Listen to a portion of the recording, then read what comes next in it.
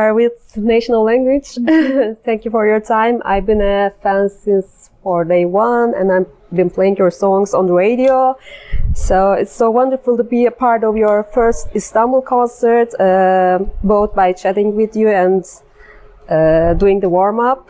And this will remain as one of my most cherished memories.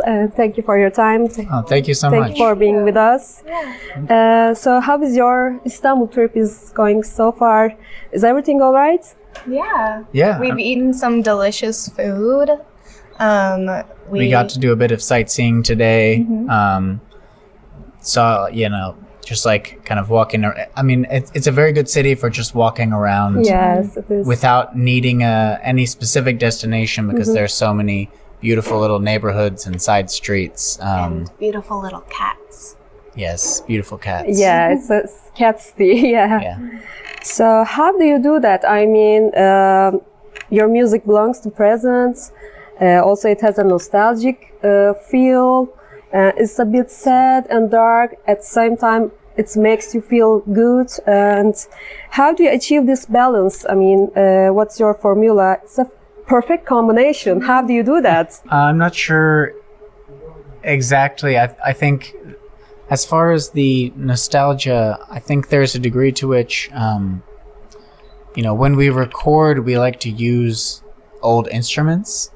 And so I think sometimes, even if you have a fairly modern take on songwriting, if all of your instruments are older, I think it kind of puts a bit of nostalgia into your sound. Kind of like when you take new photos with an old camera. Oh, okay. Just gives you the texture and the feeling of and something it can old. be hard to put your finger on, but I think it is something that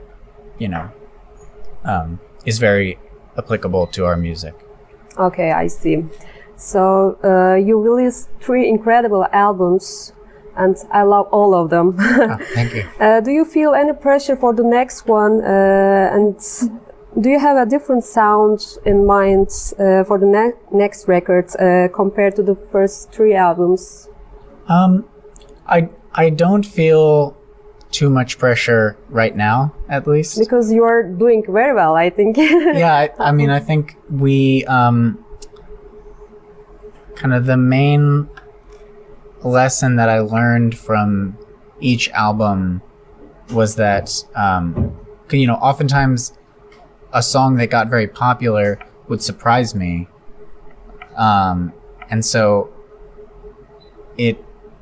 what I learned was to follow my instincts and make songs that I think are cool and not songs that I think other people will think are cool. And so, as long as it creates emotion in me and makes me excited, that's worked so far. And so I think we'll just continue in that direction and see how it goes. Great. Please keep doing that way. So how did you guys and Nick Milheiser cross paths? Your producer, and I met him 10 years ago in Istanbul at Holy Ghost show. Wow. Really? Yes, wow. yes. Very cool. So I think the first time I met him was because he shared a studio space with a producer I was working with on our first record. But he isn't producer of your first record, I think. No. The producer of our first record had a studio, and his studio was right next door. Okay. And then over time, I think we just started to know more of the same people. And like what?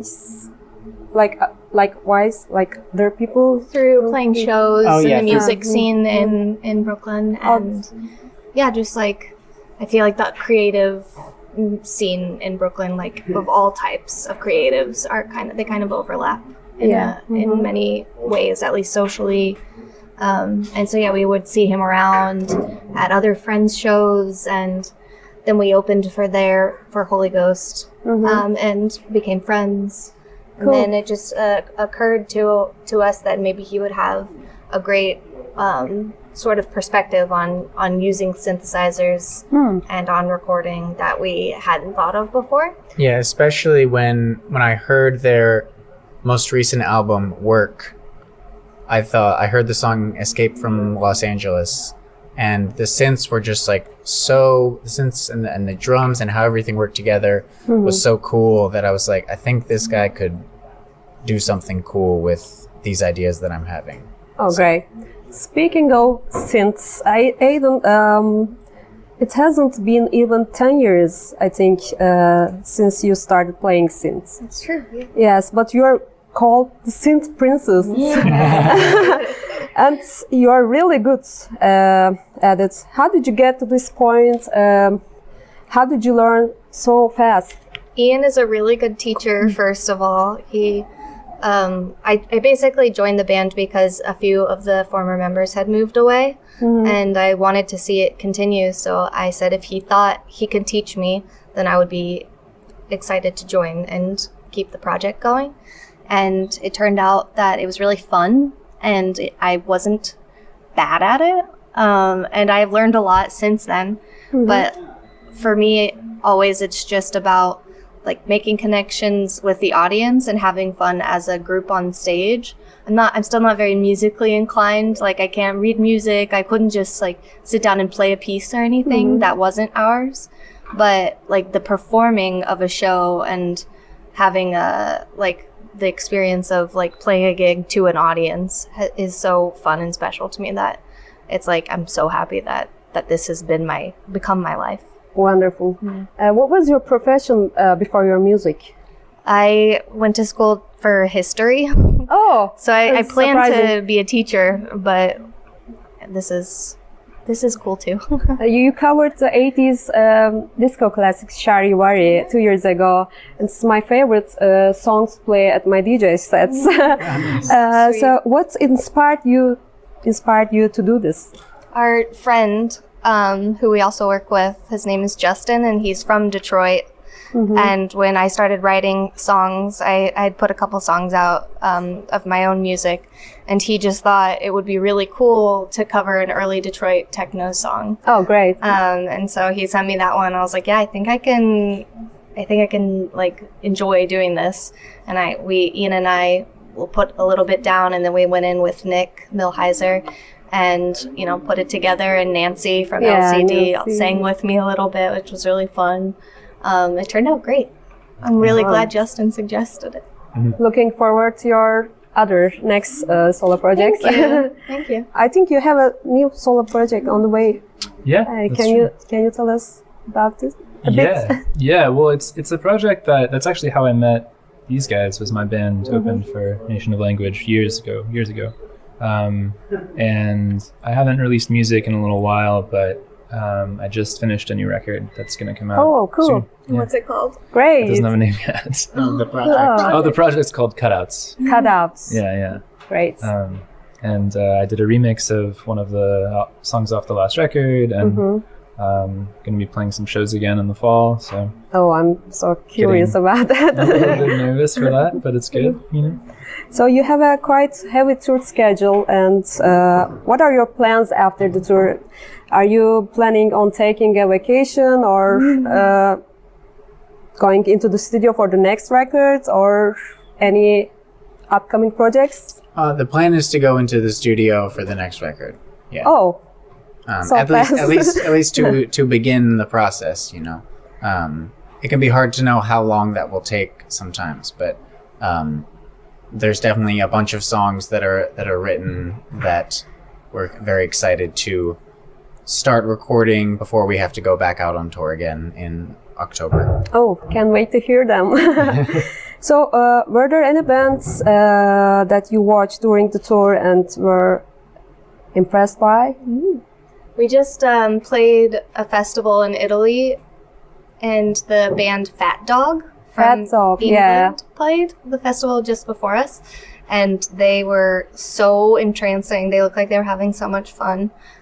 So I can't wait to look into listening to more of their music. I think their debut album coming out next month. Yeah, yes, I saw that. Yeah, Very cool. And then in that same festival, we played with our friends in Beach Fossils, and that was really fun. And we had played in Sweden and seen Slow Dive, who are just one of my favorite bands, and Always, who are another one of my favorite Toronto bands. Yeah, you're from Toronto, I think. Yeah, Cool. that's right. What is your personal highlight of any tour so far, and which festival did you enjoy playing the most? I always think back to a festival we played in Porto, Porto? in Portugal. Oh, okay. Um, Primavera Sounds? Yeah. Yeah. Yeah. And we were just like, we got in late, and it was just like a whole lot of traveling and jet lag and like sickness. I'm pretty sure Ian and I both had COVID, or not COVID, but like No, we didn't. we didn't have COVID, but like a cold. Yeah. And like we just weren't feeling good at all. I was feeling great. Alex was feeling fine. But we just like walked out onto the stage, and this hill was filled with people, and they were all so excited and singing and dancing along. And by the end of the show, we were like in a completely different mental space, so happy and excited about it. I have this very vivid memory of when we played that same year, like the day before, we played Primavera Madrid. And I was there. Oh, really? Yes, I was. So we, on another stage, Depeche Mode went on 45 minutes late, which meant that they were still playing when But I we took stick the your stage. to your show. Oh, yeah. So you were From the start to the end. Yeah. yeah. Cool. So we walked out on stage, and you could hear like Personal Jesus playing in the background, and you know, if you're a fan of our style of music, most of the time you're going to choose to see Depeche Mode instead of Nation of Language. And so when we walked out on stage, there were like you and like 12 other people there. Yeah. But then as soon as they stopped, you know, by like the fourth song, there were like 2,000 people there, which was the biggest change in audience size I've ever seen. Yeah. But it was just a really funny moment where I was like, Did you see them? Came to show? I saw a little bit of it. Yeah, Oh. yeah. I had to run back to get ready for our set, but it was Yeah. very good. I was I think you were better. Thank you. That's so nice. Yeah. So how do you like to spend your time when you're not making music or shows? What do you do, guys? It's really hard. It's we almost spend none most of our time doing music and Yeah, shows, yeah. especially, you know, Alex having multiple projects. Yeah. As soon as he's not doing this, Yeah, I'm doing that, Yeah. which is great. I mean, it's like it's what I always wanted, to be just doing it all the time. yeah, it is a very fulfilling life. Yeah. But I would say most things revolve around that. I like to go see my family because we live really far away from my family. They live in the middle of the States, and we live in New York. They're in Missouri. So sometimes we get to go visit them. We don't really go on vacations anymore, but we did go to Japan this year. Yeah, we finally had a honeymoon because we got married. We got married like 6 years ago, and never went on a honeymoon. We just started going on tour.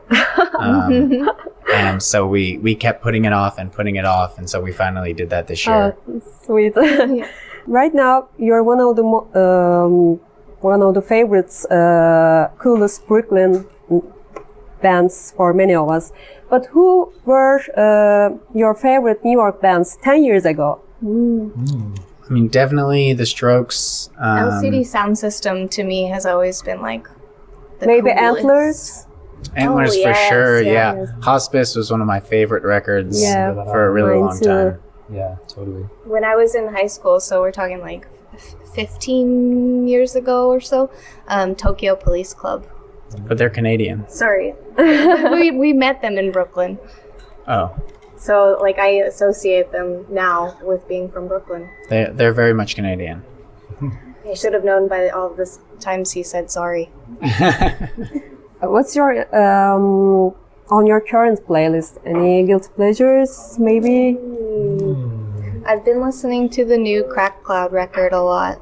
It's not a guilty pleasure, I think. It's No, that no, is not I- guilty. They played last year at Primavera Sound. I Yeah. saw them. They're from Canada. Yeah, another right? Canadian band. A lot of good Canadian bands. that's just a regular pleasure. Yeah, what a guilty pleasure.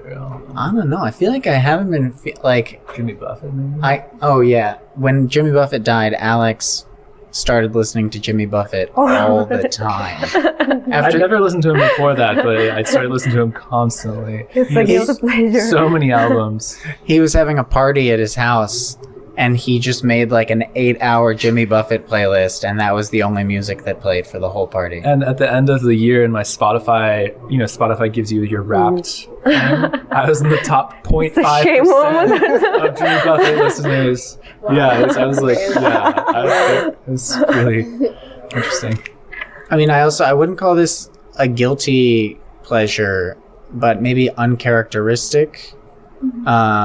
The song $1 Million Baby by Tommy Richmond is like, he's big right now. I just really like it. On our last tour, every day I would wake up and just put that song on and force everybody else to listen to it as we got ready for the day. It really puts you in a good mood, that's for sure. Yeah, it does. I have other questions for you, but I don't want to take your time. So lastly, what would you like to say to your Turkish listeners? Thank you for listening. Yeah. Oh, teşekkürler for listening. Yeah. Thank you for being here. Have a great show. Thank you. I love you guys. Thank you so much. Thank you. Thank you.